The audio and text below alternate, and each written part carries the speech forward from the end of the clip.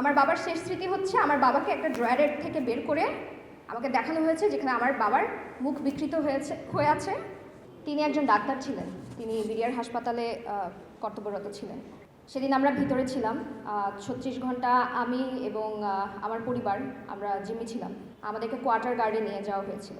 আমার অভিজ্ঞতা শুরু করার আগে আমি একটা কথা বলবো, সেটা হচ্ছে যে আপনারা যারা মিডিয়ার লোক আছেন বা দেশবাসী সবাই যারা দেখছেন, তারা সবাই জানেন যে আমরা ফেসবুকে পোস্ট করি বা আমাদের বিচার আচার বা আমাদের লেখালেখি আপনারা হয়তো অনেকে ফলো করে থাকেন, পড়ে থাকেন। সেখানে কমেন্ট সেকশনে আমি একটা কথা পেয়েছিলাম একজনের পক্ষ থেকে, সেটা হচ্ছে যে সেদিন একজন সুবেদার মেজর ছাড়া অন্যরা প্রতিবাদ করেনি কারণ তারা নিজেদের প্রাণ ভয় ভীত ছিল। তারা কেউ প্রতিবাদ করেনি কারণ তারা যদি প্রতিবাদ করতো তাহলে নাকি তারা সবাই সেদিন মারা যেত, বাকি অফিসারদের সাথে তারা সবাই মারা যেত।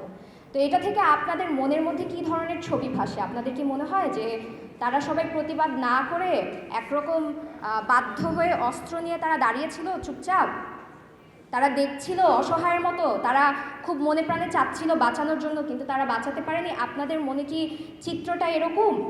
আপনারা যখন সম্প্রচার করেন তারা জেল থেকে ছাড়া পাচ্ছে, কাঁদছে, তাদেরকে জড়িয়ে ধরছে তাদের সন্তানরা, আপনাদের মনে হয় এরা সবাই অসহায়ের মতো সেদিন হাহাকার করছিল অফিসারদের মৃত্যু দেখে?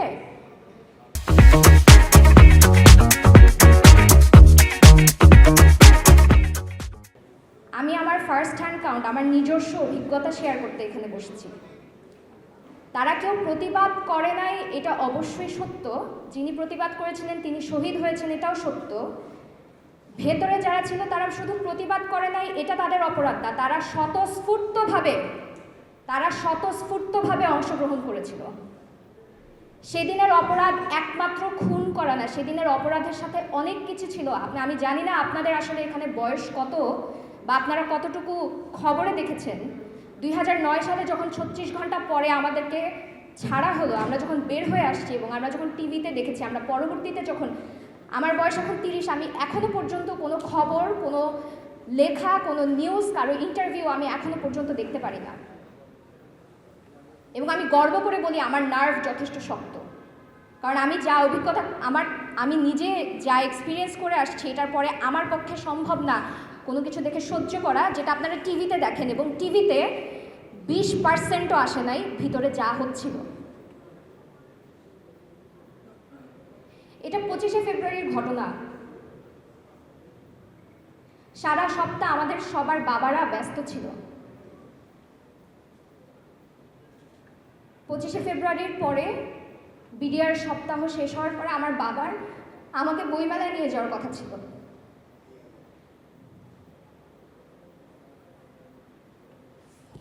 সেদিন সকালে আমি আমার বাবার সাথে শেষ কথা বলি। আমার বাবা যখন ফোন করেন বাসায় আমার মাকে, আমার মাও তখন ঘর থেকে, মানে উনি বাসা থেকে বের হয়ে যাচ্ছিলেন, উনি একটা ইউনিভার্সিটিতে একটা পোস্ট গ্র্যাজুয়েশন করছিলেন। শেষ মুহূর্তে আমার বাবা ফোনটা দেয় এবং আমাকে বলে যে, আমার ডাকনাম প্রমি, আমাকে বলে যে প্রমি তোমার আম্মাকে একটু ফোনটা দাও। শুধু 10 সেকেন্ড এদিক ওদিক হলে আমার মা সেদিন বের হয়ে যেত। সেদিন আমরা বাসায় একা থাকতাম। আমার একটা ছোট ভাই ছিল 6 বছর বয়স, আমরা একা থাকতাম। আমাদের সাথে আমার এক দাদা ছিলেন, আমার বাবার ছোট চাচা যিনি, তিনিও ছিলেন আমাদের বাসায় একজন সাহায্যকারী একজন ছিলেন। ঘটনার দিন 9:30 থেকে আমার সেদিন স্কুল ছুটি ছিল, সেদিন আখেরি যাওয়ার সোমবার ছিল, আমার একেবারে স্পষ্ট মনে আছে।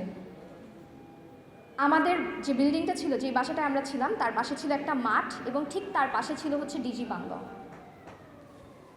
যখন গোলাগুলি শুরু হয় আমরা তখনও বুঝি নেই, কারণ আমরা যেহেতু মিলিটারি পরিবারের সন্তান, আমরা অনেক মহড়া দেখে, অনেক কিছু দেখে আমরা বড় হই, যেখানে প্লেন যায় উপর থেকে, গুলির আওয়াজ হয়, এক্সারসাইজ হয়। আমরা কিন্তু ছোট থেকে গুলির আওয়াজ শুনে খুব একটা বিচলিত হতাম না, কারণ আমরা এই এনভায়রনমেন্টে বা এই পরিবেশে বড় হয়ে আমরা এভাবেই ইউজ টু। সেদিন যে আসলে গুলিটা যে অ্যাকচুয়াল গুলি ছিল এটা আমরা কেউ বুঝতেই পারি নাই। এবং যখন আমরা বুঝতে পেরেছিলাম, আমরা তখন ধারণাও করতে পারি নাই যে আমাদের নিজেদের দেশের মানুষ না, শুধু যাদেরকে আমরা ভরসা করি আমাদের সুরক্ষার জন্য, যাদেরকে আমরা ভরসা করি আমাদের প্রোটেকশনের জন্য, তারাই এসে আমাদেরকে অ্যাটাক করছে। তখন একটা কথা খুব বলা হতো, রক্ষক যখন ভক্ষক। আমরা এটা বুঝতে পেরেছি। আপনারা ভাবেন ও আচ্ছা আমার বাবা মারা গেছে, এটা আমার একটা পার্সোনাল ট্র্যাজেডি, আমাদের এটা খুব ব্যক্তিগত একটা কোনো ব্যাপার না, এটার সাথে যে কতখানি বিট্রেয়াল জড়িয়ে আছে এটা আপনারা হয়তো কোনোদিনই অনুধাবন করতে পারবেন না। আমরা যখন বুঝতে পারি যে আসলে গোলাগুলি হচ্ছে, আমার মনে আছে আমার মা আমার বাবাকে ফোন করে চিৎকার করে কাঁদছে যে বাঁচাও, আমার ছোট ছোট বাচ্চা, আমি জানি না কোথা থেকে কারা অ্যাটাক করতেছে। আমার বাবা তখনও পর্যন্ত আমার মাকে সান্ত্বনা দিয়ে বলে যাচ্ছে যে কিছু হবে না, তুমি দরজা জানালা আটকায় বসে থাকো, কেউ আসলে দরজা খুলো না। আমরা তখনও জানি না আমরা কতখানি বোকা, আমরা কতখানি বিশ্বাস করতাম সবাইকে। আমাদেরকে যখন দরজা খুলে বের করে নিয়ে যাওয়া হয় বা যখন এসে আমাদের দরজায় ধাক্কানো হয়, এবং তারা তো এসে একটু বের হন, আসেন, এভাবে কথা বলে নেই। তারা এসে আমাদেরকে বাসা থেকে টেনে হেঁচড়ে মারতে মারতে নিয়ে যায়। আপনি কি একবারের জন্য চিন্তা করতে পারেন যে কী পরিমাণ বিট্রেয়াল এবং কী পরিমাণ বিশ্বাসঘাতকতা আমরা তখন ফিল করছিলাম? ইনাদেরকে আমরা আঙ্কেল রাখতাম, ইনাদের দিকে আমরা তাকাতাম। আপনি জানেন যখন ছাত্র জনতার গণ অভ্যুত্থান হলো, আপনারা জানেন যে যারা বিশ্বাস করতো তারা আর্মি ট্যাঙ্কের পাশে গিয়ে দাঁড়াতো প্রোটেকশনের জন্য। আমরা তো তখন বুঝতাম না বিডিআর কি, আর্মি কি। যখন আমরা একটা ইউনিফর্ম দেখতাম, একটা উর্দি দেখতাম, তার পাশে গিয়ে দাঁড়াতাম বিশ্বাস করে যে তারা আমাদেরকে প্রোটেক্ট করবে। আমাদের বাসা থেকে আমরা এক কাপড়ে বের হয়েছিলাম, আমরা কোনো টাকা পয়সা নিয়ে বের হই নাই, কোনো গয়নাগাটি নিয়ে বের হই নাই। একটা ব্যাগে করে আমার বাবার জন্য একটা লুঙ্গি, একটা গেঞ্জি এবং আমার মা বাবার সারা জীবনের সার্টিফিকেটগুলো নিয়ে আমরা বের হয়েছিলাম। আমার মা পুরাটা সময় তাদেরকে বলছেন যে ভাই, আমার স্বামী, ওনার নাম এটা, উনি আছেন ওখানে, কি হচ্ছে বলেন, করবেন, আমরা কি করবো, আমরা কোথায় যাবো, এত গোলাগুলি হচ্ছে। ইভেন একটা গুলি এসে আমাদের 5 তলার বাসার উপরে জানালা ভেদ করে ভিতরে ঢুকে যায়। আপনারা যুদ্ধের সময়কার ঘটনা, আমার মা বাবা খুব ছোট ছিলেন যখন যুদ্ধ হয়, কিন্তু তাদের একটা ইনস্টিংক্ট ছিল। আমি যখন বের হই, আমার 14 বছর বয়স, আমি ছোট একটা মেয়ে, আমার মা সবার আগে যে কাজটা করে সেটা হচ্ছে বিশাল একটা ওড়না দিয়ে আমাকে আপাদমস্তক জড়িয়ে ফেলে বাসা থেকে বের হওয়ার সময়। আমরা যখন কোয়ার্টার গার্ডে যাই, আমরা যখন রাস্তায়, আমরা ঠিক বিল্ডিংয়ের নিচে যখন নামি, একটা সৈনিক, একজন বিডিআর জওয়ান, তিনি এসে আমার মায়ের বুকের মাঝখানে বন্দুকের নল ঠেকান এবং আমি আর আমার ছোট ভাই আমার মায়ের পা জড়িয়ে ধরি। ওনার পা ধরে আমরা বলি যে আঙ্কেল, আমার মাকে কিছু করেন না, আমরা কিছু জানি না, আমরা কিছু করি নাই। আমার মা চিৎকার করে বলতে থাকে আমার বাচ্চাগুলো ছোট, আমার স্বামী ডাক্তার, আপনারা আমাদেরকে প্রাণে ভিক্ষা করেন। আমরা ভিক্ষা করতাম। আপনারা জানেন কি ধরনের ভাষা, তাদের বডি ল্যাঙ্গুয়েজ কেমন ছিল?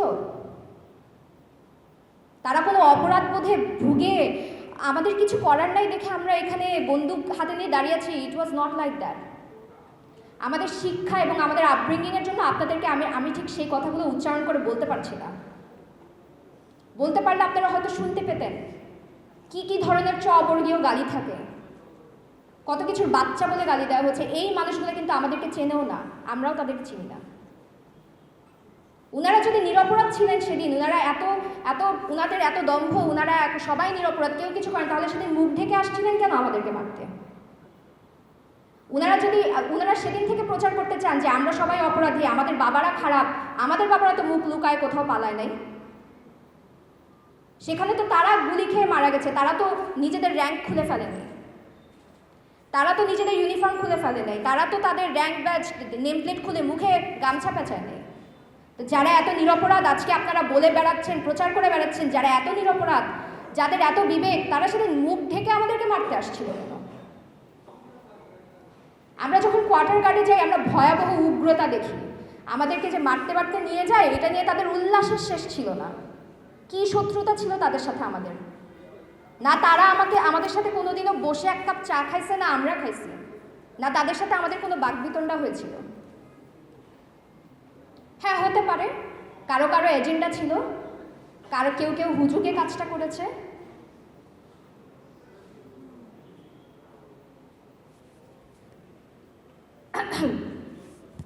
আমাদেরকে যখন কোয়ার্টার গার্ডে নিয়ে যাওয়া হয়, আমাদেরকে একটা রুমে প্রায় 70 থেকে 80 জন মানুষ আমরা ভিতরে ছিলাম, এবং যেহেতু ভিতরে আরও অনেক মানুষ ছিল, আমাদেরকে শুধুমাত্র ধাক্কা দিয়ে ঢোকানোর জন্য আমাকে পর্যন্ত তারা মাথার পিছনে বন্দুকের বাট দিয়ে মারা হয়।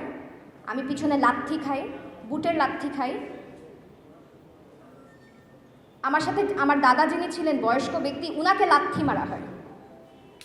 আমার মা আপাদমস্তক আবায়া পরা ছিল, আমার মাকে শুধুমাত্র সামনে দেওয়ার জন্য, দুজন আন্টিকে সামনে দেওয়ার জন্য, আমার বাচ্চা ভাইটাকে সামনে দেওয়ার জন্য আমরা যখন ওনাদেরকে সামনে ঠেলে দিই, আমাদেরকে পিছন থেকে রীতিমতো ক্যাটেলের মতো, পোলট্রির মতো আমাদেরকে একটা রুমে ঢোকানো হচ্ছিল। আমি রুমের ভিতরে ঢুকে কি দেখি জানেন? আমি রুমের ভিতরে থেকে এমন মানুষ দেখেছি যারা এভাবে করে দাঁড়িয়েছিল, হাতের এখান থেকে মাংস নাই, রক্ত পড়ছে, এলো পাতারি তারা বেয়নেট দিয়ে খুঁচিয়েছে। আমার পাশে একজন আঙ্কেল ছিলেন, আমি একটু নড়লেই উনি হঠাৎ করে বিরক্ত হয়ে উঠতেন। আমি চিন্তা করতেছি যে আমরা কেউই এখানে দাঁড়াতে পারি না, বসতে পারি না, আমি নড়লে উনি বিরক্ত হচ্ছে কেন। আমি যখন সরে গেলাম তখন আমি দেখলাম যে আমি এক পুল রক্তের মধ্যে বসে আছি। উনি একজন অফিসারও না, উনি কেউ না, উনি একজন অফিসারের বাসায় একজন গেস্ট হিসেবে আসছেন। তাদেরকে আপনারা নিরপরাধ বলছেন? তারা 5 মিনিট পর পরে এসে আমাদেরকে খুন করার হুমকি ধামকি দিচ্ছিল।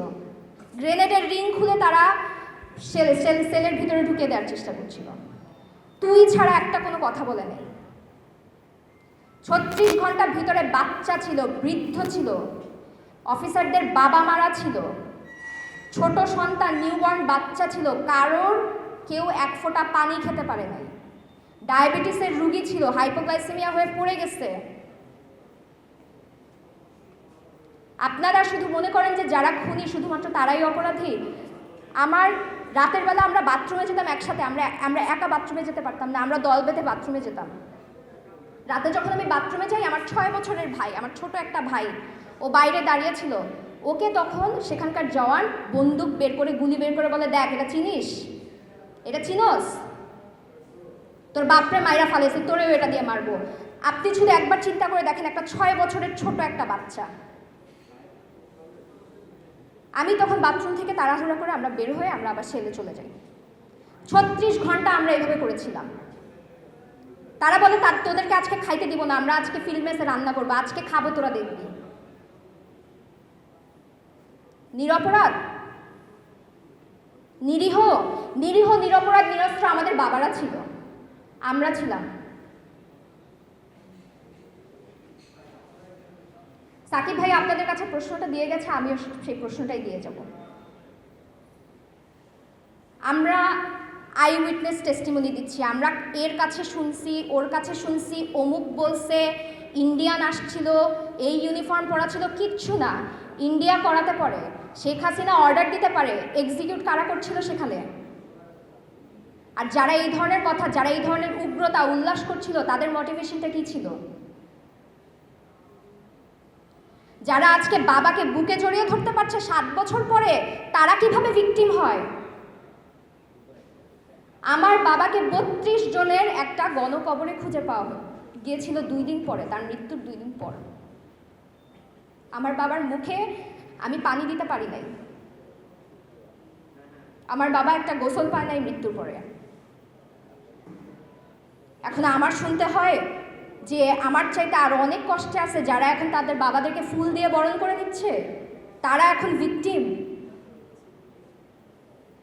কারণ আমি ক্যামেরার সামনে এসে চিৎকার করতে পারছি না, আমি আবেগ বিক্রি করে ব্যবসা করতে পারছি না, তাই।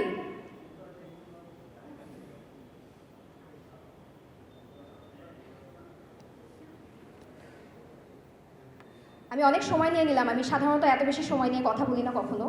আমি শুধু একটা কথা বলবো, লাশগুলো যখন বের হচ্ছিল, ম্যানহোল থেকে পাওয়া যাচ্ছিল, বুড়িগঙ্গায় ভেসে আসতেছিল, আমার বাবার লাশ তখনও পাওয়া যায় নাই। আমার বাবার লাশ যখন পাওয়া যায় 32 জনের একটা বড় গণকবরে, তার আগ পর্যন্ত বিডিআরের যে গেটটা, তার সামনে আমি একটা 2 লিটারের বোতল ছিল আমার কাছে। ওখানে যারা সাংবাদিক ছিল, মানবাধিকার কর্মী যারা ছিল, তাদের থেকে আমি বোতলের মুখখানা নিয়ে এইটুক করে পানি নিচ্ছিলাম সবার কাছ থেকে। আমি বলছিলাম যে আঙ্কেল, 2 দিন ধরে আমার বাবা মনে হয় কোথাও আটকা, তিনি মনে হয় কোনো কিছু খান নাই, তিনি মনে হয় পানি খান নাই। এবং এটাই আমার কাছে সহ্য করার মতন একটা ব্যাপার ছিল না, যে আমার বাবা পানি না খেয়ে কোথাও আমার মতোই হয়তো আটকা আছে, কারণ আমি ভিতরে আঙ্কেলদেরকে দেখছিলাম, ওনাদেরকে অনেক মারধর করা হয়েছে, অনেক নির্যাতন করা হয়েছে, ভয়াবহ নির্যাতন করা হয়েছে। এবং that was the worst case scenario আমার চিন্তার মধ্যে, যে আমার বাবার সাথে হয়তো এরকম কিছু একটা হচ্ছে। আমি পানি ভিক্ষা চাচ্ছিলাম সবার কাছে আমার বাবাকে পানি দেওয়ার জন্য। এর চাইতে খারাপ পরিণতি আমার চিন্তার মধ্যেও ছিল না। গত 16 বছর ধরে আমি বুকে এই পাথর বেঁধে আমি চলছি, যে ব্যস্ততা ছিল আমার বাবার সাথে শেষ, আমি বসে ভাতটাও খাইতে পারি নাই। আমার বাবাকে মেরে একটা মাথায় গুলি করে রাস্তায় সন্ধ্যা পর্যন্ত রাস্তার মধ্যে ফেলে রাখা হয়েছিল, এবং তারপর তাকে গণকবরে স্তূপ করে ফেলে তার উপর দিয়ে মাটি দিয়ে দেওয়া হয়েছিল, সে যেই হাসপাতালে কাজ করতো সেই হাসপাতালের পিছনে। এটাই আমার শেষ স্মৃতি। আমার বাবার শেষ স্মৃতি হচ্ছে আমার বাবাকে একটা ড্রয়ারের থেকে বের করে আমাকে দেখানো হয়েছে, যেখানে আমার বাবার মুখ বিকৃত হয়ে আছে। আমার 14 বছর বয়সে আমার বাবার শেষ স্মৃতি, আমার বাবার সাথে আমার শেষ স্মৃতি হচ্ছে এটা।